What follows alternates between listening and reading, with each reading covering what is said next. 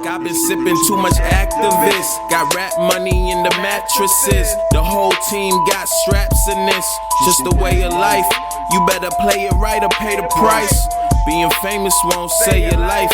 I bet you Kenny won't slip. Boy, I spent plenty on wrist, and I still pour Henny on the look. I spent some time with your bro.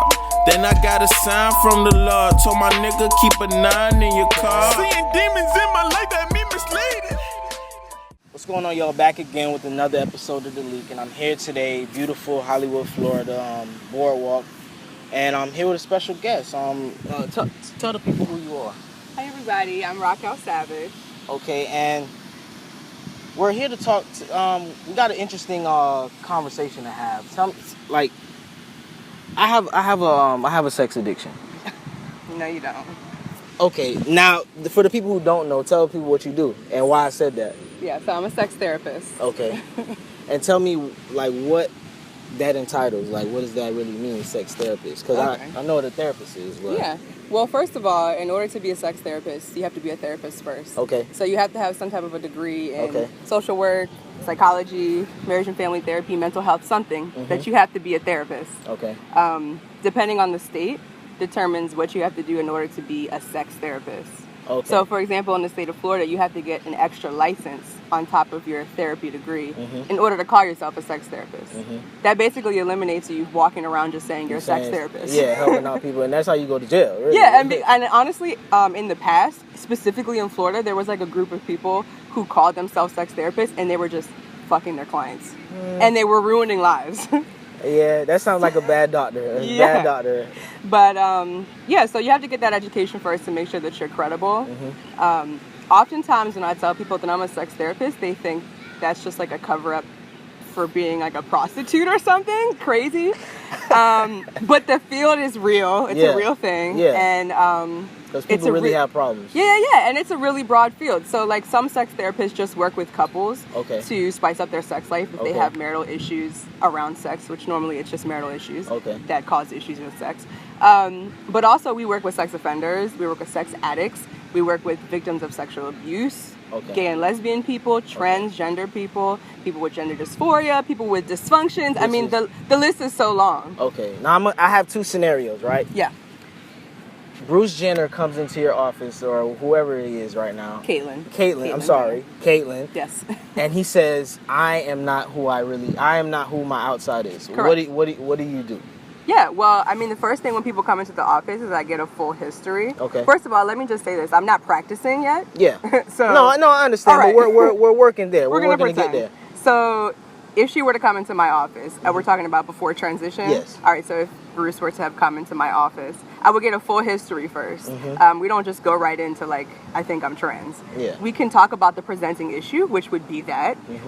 But I would get a full history first, learn about them in general. Okay. And then once we start talking about whatever the presenting issue is, we'll get into why they feel like they're not who they are. Yeah. And generally, honestly, for most trans people, they have felt whatever gender they are not for a long time. So in Bruce's case, he had been feeling like a woman since he was 2, 3. Yeah, and that's crazy to me. But hey, you are who you are. That's right. We're going to be sex positive. So yeah, that's right. So yeah, it just depends on the person. Some people have really come to terms with it. Some people have huge issues with it, and it's been a big burden. So that's part of therapy too, potentially. Okay. And now, like I said in the beginning, I have a sex addiction. Hi, my name is Malik. What do you do for me? Okay, well, first of all, again, and is that a common thing that people do? First of all, whenever I tell people I'm a sex therapist, they automatically put trust in me to tell me the most disgusting things. And they automatically want to tell me about their whole sex life, or they want to say oh, this happened to me one time, this, blah, blah, so people often do that. And a lot of people always want to tell me that they're sex addicts. I think most people are confused about what sex addiction is. Okay. They really are nymphos. So, well, they may not even be nymphos, but they're confusing it with liking to have sex. Okay. Sex addiction is not about liking to have sex. Sex addiction is is an addiction. Okay. So similar to a Coke addict, they don't do Coke because they like Coke, right? They do Coke because they want to get away from something. They want to escape mentally from something. And then it becomes a chemical addiction as well. So how do you do that with sex, though? So sex is the drug of choice. So basically, you have sex in order to escape something painful or some trauma or something emotional, right? And you do it so much in order to diagnose someone. You do it so much that it becomes a burden to your life. It causes emotional distress. You can't hold a job. You can't have relationships because it impairs your functioning. Okay. That's what addiction is. So it's not, I like to have sex. I have sex a lot. Okay, do you still have a job? Okay. Yes. Yeah. Are you able to have relationships with people? Yes. Right. Yeah. So then you're not a sex addict. But if you stay in your house all day and watch porn, that's like a porn addiction. You can't have a job. You can't do anything. That's a porn addiction, right? So I used to have a porn addiction. Let's put it like that. I don't have a sex addiction anymore. No. Okay, cool. So I'm cured. And what really got you into wanting to be a sex therapist, I want to say? Yeah, to be honest, my whole life, people have come to me to talk about sex, sexuality, reproductive health, everything. Before I even really knew what I was talking about. So even when I was younger, people would come to me and ask shit, and I would just answer I know, but I fucking didn't know anything. So you were a bad doctor. So I was bullshitting a lot. But then I got older and I did my own research and I learned about shit. And then I came to the conclusion that I can actually make a career out of it. Yeah. I learned about the licensing and the therapy and everything else, and so here I am, kind of trying to make a hobby into a career. Hobby. Yeah, okay. Now tell me, because you said that basically it's something that people just came to you and opened up.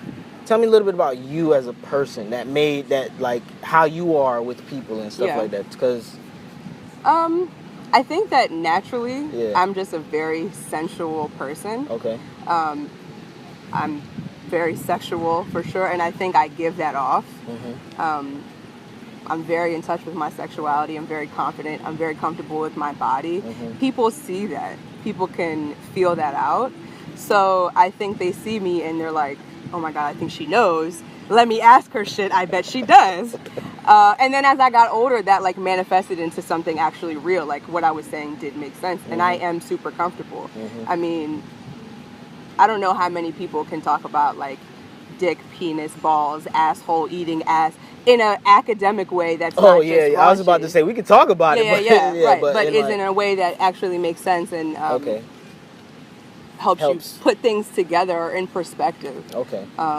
But I also like to talk about sex and sexuality. So whenever I meet people, normally I try to kick off that conversation one way or another. Get that elephant out of the room anyway. Because I mean, in this day and age, a lot of people are more sexual than before. Depending on... You think so? Depending on the atmosphere, let me say that. Depending on where you are. If you come to a party, sex is on a lot of people's brain. At any type of party, 9 times out of 10. So you think that that's different from the past? It's more. Why? Why do you think that? Don't quote me, but on my unofficial research, I just feel just watching, because I'm a people watcher. I love observing. If I go out to eat, I'm just gonna put my headphones in. There may be music playing or not, and I'm just gonna watch people and just see how they interact and I just watch. And since I'm in the party scene a lot, I just watch and I observe and I see people more. I mean, I wasn't before, but I just see people, more. Certainly, into it. Yeah, certainly there are certain aspects of sexuality that are more, I'm not going to say popular, I want to say in the light or coming to the light. A lot of people didn't know about transgender prior to even Caitlyn or some other situations. Laverne Cox, who's on Orange is the New Black, she's trans. So, yeah. But so... I don't even watch that show. I stay away from it. I let the girls have it. Anyway. But so what I'm saying is some things are certainly coming to light. People are becoming more knowledgeable and educated. Yeah. But sex is so not new.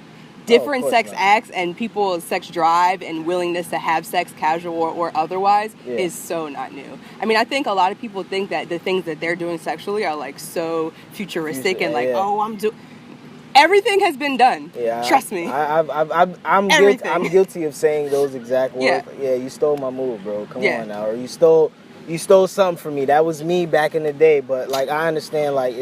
It's been there, done that. From the beginning of time, people have been experimenting with sex. Mm-hmm. So everything that we think is like super cool and new, it's been fucking done. Yeah, makes sense. Makes sense.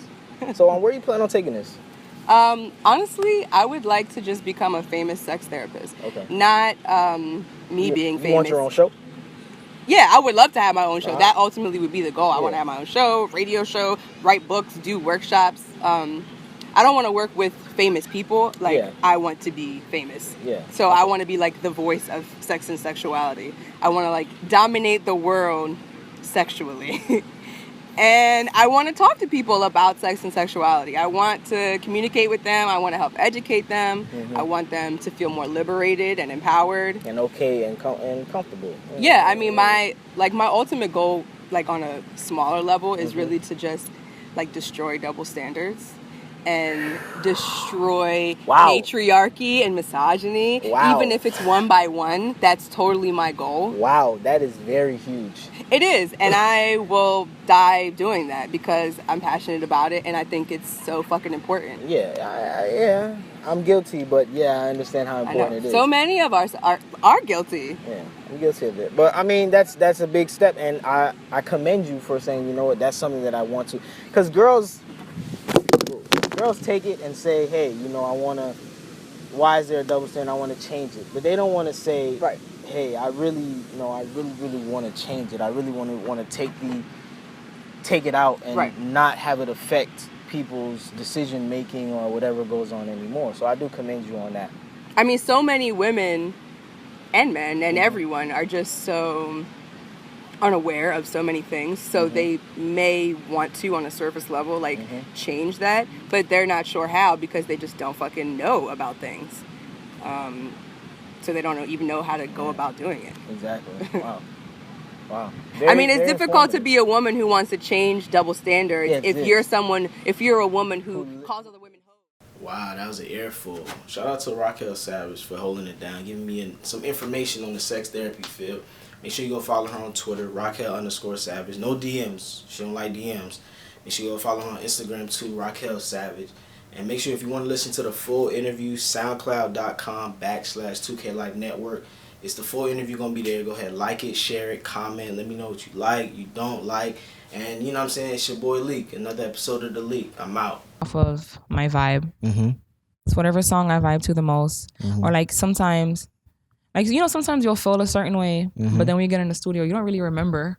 So I try to write everything down. True. So that when I actually get to the studio, you know, I can be like, okay. You know what I mean? I just dropped a new single, Different, you know? Yeah, that's the... Yeah. You had another... Did you have another... You didn't have another song called Different, though, did you not? That was the one.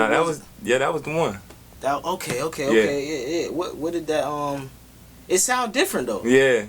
I mean, when I first did it, because I debuted it when I did the Thank God event. Yeah. You know?